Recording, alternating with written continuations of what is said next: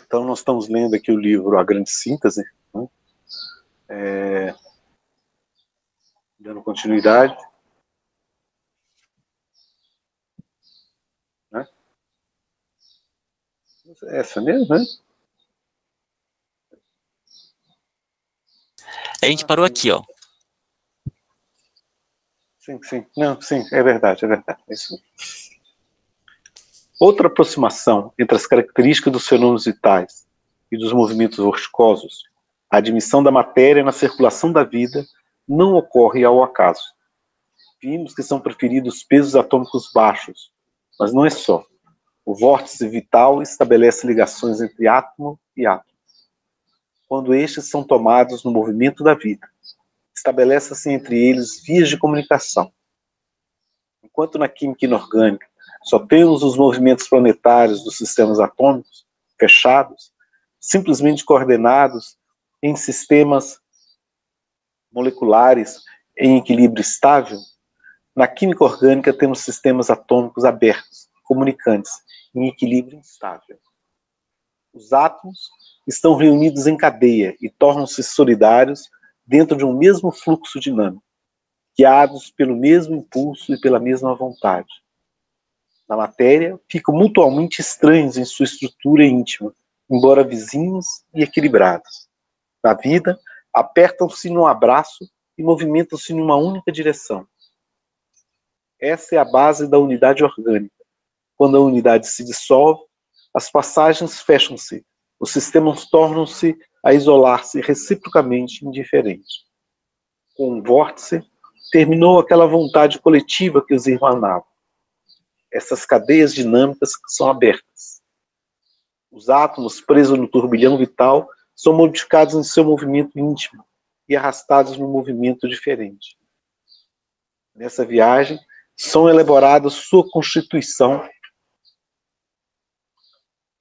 química. Tá bom, Nessa viagem, são elaborados sua constituição química modificada. Terminado o seu trajeto, são abandonados, não mais vivos, mas inertes.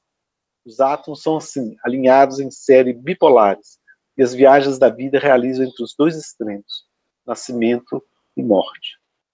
Ele está colocando que quando todo o sistema físico ele está vivo, né, ele tem uma organicidade, né, que a própria vida o dá. Ele é um sistema completamente aberto. Isso é muito interessante que na física a gente diz que a vida viola todas as leis da física, né? Porque a entropia só diminui em vez de aumentar, né? E por ser um sistema completamente aberto. Né? Então, olhando só do ponto de vista da física, né, a vida é uma grande incógnita. Né? A vida é uma grande incógnita. Por conta justamente de uma componente que não é contada no mundo material. Pelo menos essa é a interpretação que a gente coloca. Mas, Paulo, não se preocupa não, que mais para frente vai ficar mais fácil. E um ponto com relação a esse do vórtice, ele é algo que a gente pode pensar realmente em todas as escalas. Da mesma forma que cada átomo chega o vórtice, né, então, que essa dimensão da matéria, depois tem a dimensão da energia, e essa dimensão onde começa a surgir a consciência. No momento que ela assambarca essa estrutura da matéria, tudo ela se modifica e ela cria novas formas de organização. Então, é interessante a gente pensar que isso acontece não só com moléculas, mas acontece em estruturas maiores que a gente nem imagina. Por exemplo, o rio ele tem ali vórtices que estão ligados a toda aquela estrutura que conecta, que dá uma unidade, que dá um sistema de processamento, de dinamismo. Mesma coisa acontece com mata, a mesma coisa acontece com estruturas entre pessoas, entre grupos. Existe ali uma espécie de uma consciência coletiva que está muito além do que a gente conhece, sabe? Então, essa ideia, ela vai aumentando as escalas, e aí a gente vai incluindo o planeta Terra, né, a Mãe Gaia, ali há uma consciência muito além do que a gente pode conceber, né? Então, toda essa movimentação das águas, das estruturas, o seu dinamismo, está dentro ainda de estruturas maiores, que são consciências em níveis de sistemas solares, e assim por diante, sabe? Então, é um crescer dimensional que acontece em ambas as escalas. Mas aqui, quando ele coloca que os átomos são alinhados em séries bipolares, né, e a vida se realiza nesses dois extremos, ele coloca tudo como tem um início e um fim, mas no meio tem um universo que movimenta tudo aquilo, mas sempre que teria um início e um fim de cada fase?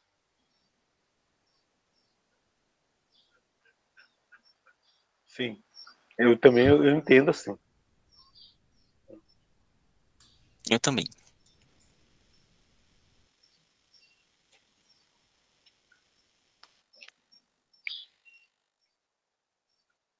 Agora, sabeis que somente as substâncias orgânicas, constituídas de cadeias abertas de átomos, ou grupo de átomos, são aceitas pelos seres no âmbito da vida. Enquanto as substâncias cíclicas, os compostos de cadeia fechada, não são tolerados. Tudo isso coincide com a estrutura cinética do sistema vorticoso, aberto e pronto para admitir, no próprio âmbito, sempre novos impulsos. É óbvio que no sistema cíclico, uma cadeia de átomos fechada em si mesma não pode ser admitida, porque não oferece acesso. A linha das transformações químicas é dada pelo eixo do sistema vorticoso. Vimos, esse eixo era dado pela onda degradada de beta. Assim, cada indivíduo biológico, se é físico no exterior, é sempre, embora em graus diferentes, psíquico em seu centro interior, justamente porque é de origem elétrica o eixo do sistema vorticoso. Paulo Brito, deixa eu só fazer um comentário nessa parte sobre os sistemas abertos. Então, o momento em que ele tem a transição da energia para a estrutura da consciência psíquica, um dos pontos principais que ela apresenta é esse dinamismo em que, né, a gente viu que é o metabolismo, que ele tem processos de absorção, de metabolismo, que ele chama de assimilação, metabolismo e desassimilação. E isso é uma estrutura totalmente aberta, em troca com o seu meio.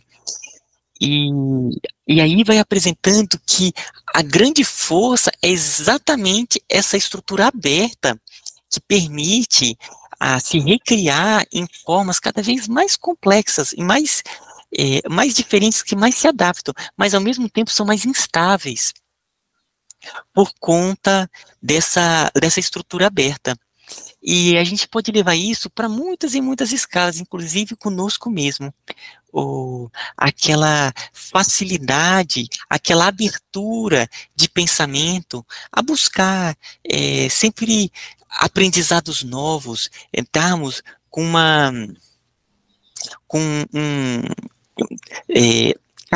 cada vez mais permeáveis a estarmos nos reinventando. Tem um nome para isso que chama neofilia, né? Neo, né, que é novo, e filia, que é um apreço. A pessoa tem um apreço por coisas novas, no sentido de que ela está aberta, sabe? Ela está sempre se repensando, reformulando, pensando e abertas, não só em questões de assuntos espirituais, mas de assuntos da vida, de questões que vão acontecendo na própria vida, tecnologia. Então, é algo que a gente pode sempre aprender, sabe? Então, é bem a ideia dos sistemas vorticosos de sistemas abertos, que estão ali trazendo elementos novos e buscando estabilidades nesse sentido. E, para terminar, eu fico pensando, Francisco, é um caso bem desse. Imagina o momento que ele vai de peito aberto na vida que ele escolheu, imagina a instabilidade, se a gente for pensar num ponto de vista racional. Nossa, o que ele vai comer, né? O que ele vai beber? Bem aquela questão do Cristo. E ao mesmo tempo ele se integrou tanto ao sistema da vida no seu entorno, em vários planos, que ele estava em um nível de troca e de estabilidade muito maior do que a gente imagina, né? Então é bem essa ideia. Eu só sinto falta nessa conversa da sua voz aqui, dele dar mais ênfase da importância do... Ele fala assim, ele fala muito sobre a ereticidade, mas eu não sei se o que ele está falando de psiquismo aqui é justamente a vitalidade, né? O fenômeno vital, que é a vitalidade, que é uma outra propriedade. Não é gravitação, não é eletricidade, não é magnetismo. É justamente uma coisa que transcende isso. E é isso que vai dar, é isso que eu entendo, pelo menos quando ele fala o eixo de onde o vórtice gira, é justamente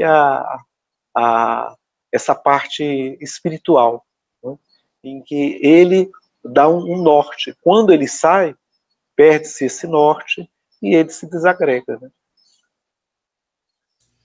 Ele ainda vai falar, nós estamos entrando no capítulo 57, até o capítulo 63, ele vai fechar nessa ideia. Aí, depois ele vai começar a entrar na estrutura psíquica, para depois ir na estrutura social, para depois começar a entrar em aspectos mais amplos ainda. Então vai ter uma parte que ele vai trabalhar no indivíduo, no espírito, sabe? Legal. Esperem e verão. Olha o Silvio rindo ali. Vai ficar mais fácil, né? Mas segundo o Paulo Brito, é aí que vai ficar difícil. Quando mexer com sociedade, aí fala assim, eita. Aí que complica, a física aí é que muito complica. mais fácil. Pô, tem lei, tem regra, né? Quando botar as cabecinhas funcionantes aqui para cada um dar a sua opinião, aí é que complica mesmo. Aí que se torna rico. Nos primeiros níveis, a eletricidade e o psiquismo, que dela nascerá nos níveis mais elevados, estão sempre no centro do fenômeno vital. Como o eixo atrai para o redor de si um sistema vorticoso, assim o princípio psíquico atrai e sustenta em torno de si uma vestimenta orgânica. Então, a linha do transformismo vital, seja cadeia de reações químicas, seja desenvolvimento individual, seja evolução biológica, já estava traçada e contida na linha da expansão dinâmica, onda. Vede como a evolução da vida em seu impulso interior, determinante das formas, está em linha de continuidade com a difusão de beta e com a evolução das espécies dinâmicas.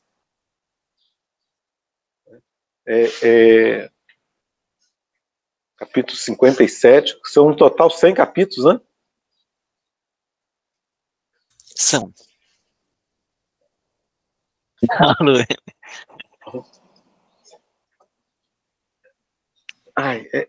Que a minha cadelinha que está aqui está me perturbando aqui, por isso que ela fica... Eu tenho que ficar fazendo cosquinha nela, senão ela não fica quieta. Né? Movimentos horticosos e caracteres biológicos. Outras características fundamentais, entretanto, possui o sistema cinético vorticoso, que o aproxima ou assemelham aos fenômenos vitais. De tudo isso, podeis tirar mais uma confirmação de, como vos disse, é vorticosa a íntima estrutura do fenômeno biológico. Disto, essa teoria vos dá uma profunda explicação que se harmoniza com a de todos os fenômenos existentes. O vórtice é apenas a expressão volumétrica daquela espiral que vimos ser a trajetória de todo fenômeno, a expressão gráfica do conceito que o dirige. Aquela espiral também aqui no campo biológico, reaparece no organismo dinâmico do vórtice. Ele está falando aqui, a espiral é aquela logo no início, quando ele colocou a evolução da substância envolvendo a matéria, energia, espírito, né? Sempre mostrando uma forma de uma coisa circular. E, ao mesmo tempo, tudo ele explica na forma das coisas circulantes ao redor de algum eixo, né? Formando esse vórtice. Né? Seja o átomo, seja o sistema planetário, seja o sistema biológico agora. Então ele coloca aquele gráfico do início, né, da espiral que ia e voltava, mas não voltava, quase como, na minha interpretação, quase o centro da essência do universo, né, que tudo gira naquela espiral, né? Todos os movimentos do universo seguem, na verdade, aquele padrão daquela espiral lá do início do livro. Sim. Ali ele coloca como o movimento universal é aquele padrão. Na verdade, todo o trabalho da grande síntese é utilizando aquele padrão. Então, aquela parte inicial é a base de todo o processo evolutivo universal, segundo sua voz. Este corresponde ao princípio da espiral, que se abre e fecha, e com isso se expande a maneira de respiração, que, dilatando progressivamente a amplitude de seu ritmo, agiganta-se o crescimento orgânico e psíquico da vida. Já mostramos como a constituição desse movimento vorticoso leva a uma diferenciação do ambiente, isto é, uma individuação independente. Pode parecer-vos que haja um abismo entre a vida e a matéria, e a vida representa no universo uma subversão fundamental das leis. Aquilo que eu estava falando, né, de que a vida parece que viola todas as leis da física, né? Mas as leis da física, as que a gente conhece, né? E justamente quando surge a vida, ela é um novo fenômeno, né? Que vai além da matéria. Não há abismos na natureza, nem saltos, nem zonas de vácuo. Tudo é continuação do que foi preparado precedentemente, desenvolvimento do que já existia em estado de germe. Por isso, encontrais na biologia os mesmos princípios que despontam na química, embora mais desenvolvidos e elevados. E a passagem faz-se por uma maturação interior, que já eleva a uma combinação mais alta dos elementos pré-existentes. O princípio dirigente despertou, ele que dormia no âmago das coisas. Esse processo de individuação do vórtice atômico, que se distingue no campo cinético do ambiente, corresponde à lei que já vimos, pela qual os seres, ao evoluir, passam do indistinto ao distinto. Lei que se compensa para que o todo não se pulverize no particular, como aquela dos reagrupamentos em unidades coletivas. O indivíduo biológico é simplesmente um organismo de sistemas vorticosos, ligados e comunicantes. Paulo Brito, deixa eu só colocar essa parte aqui, né, dos reagrupamentos e unidades coletivas. A sua voz, desde o começo, ele apresentou como que seria a ideia que ele passaria aqui, né, que ele ia seguindo uma pedagogia também espiralar, que ele ia um pouco para frente, colocando ideias, ia voltando, retomando, e aí depois continuava, ia fazendo esse processo. E aqui ele faz isso, né, você vê que ele fica sempre meio que retomando as ideias, ideias que ele já trabalhou. E aí tem essa parte aqui, quando ele fala, né, que ele sempre vai do indistinto ao distinto. Ao mesmo tempo que vai cada vez mais se diferenciando, ele vai se formando unidades coletivas. Então, agora, no planeta, um dos pontos que vai ser extremamente importante em um planeta de regeneração vai ser o desenvolvimento de formas de se trabalho colaborativo, mas verdadeiramente colaborativos.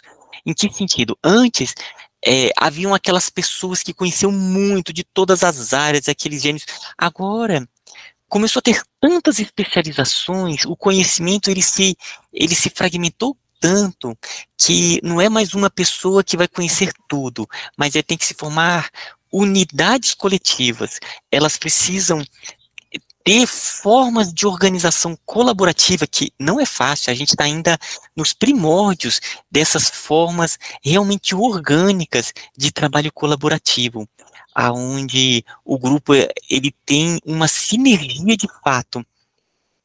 E a partir daí, vai novamente formar novas unidades de processamento de cognição intelectual, mas só que coletivas.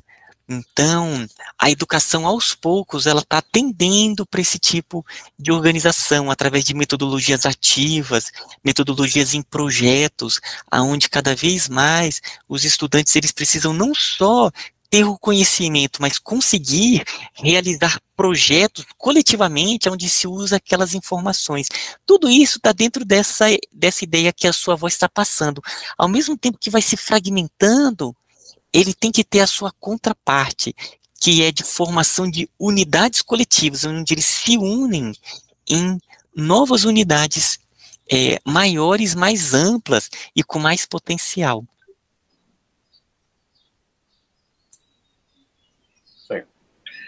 Enquanto a matéria apresenta-se individuada em formas que se repetem idênticas, a vida jamais apresentará duas exatamente iguais, e o seu comportamento terá sempre uma nota de individualidade. Em cada forma de vida, existe uma distinção mais acentuada, ao mesmo tempo que essa forma é uma unidade coletiva mais complexa em sua organicidade. Existe na vida uma individualidade de manifestações, que preludia o desenvolvimento da personalidade, e existe uma independência de movimentos em que já se sente o início do processo de transformação do determinismo físico no livre-arbítrio do psiquismo. Evolução com efeito. A proporção que é descentralização cinética é também expansão e liberação de movimento. Ora, essas características da vida nós encontramos também nos movimentos vorticosos.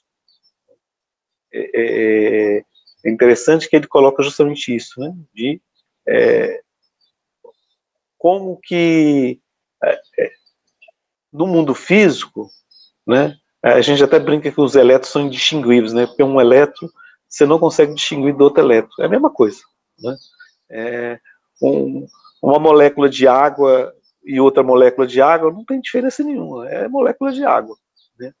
Mas quando junta tudo isso e forma um ser vivo, uma abelha nunca é igual a outra abelha. Um ser humano nunca é igual a outro ser humano. Né? Sempre vão ter diferenças. Né? Isso é interessante. E um ponto que fortalece isso é porque nessa estrutura vorticosa que vai criando formas, vórtices menores, à medida que vai aprendendo e colocando na sua estrutura interna esses ciclos que são informação, que nós chamamos de memória. Então, à medida que vai aumentando a complexidade, ele vai tendo uma maior, primeiro, informações, ao mesmo tempo, aumenta a cognição. Então, só o fato de cada um ter a sua trajetória diferente, memórias diferentes, isso já traz uma individualidade única para cada um de nós. Imagina o nosso caminho multimilenar nesse desenvolvimento onde nós estamos, né? Milhões de anos aí, o princípio passando por várias e várias dimensões, e isso deixa cada um de nós completamente uma singularidade única, mas que ao mesmo tempo vai se unindo em estruturas maiores, unificando, né, nesse caminho evolutivo. Mas aí vem uma questão.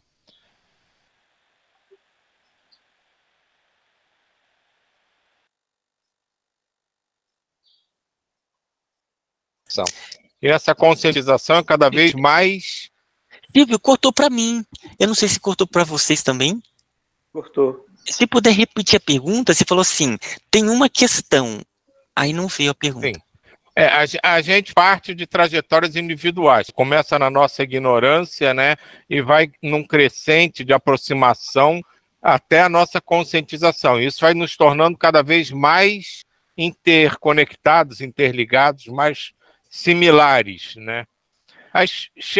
Vai atingir um ponto em que essa distinção é praticamente impossível.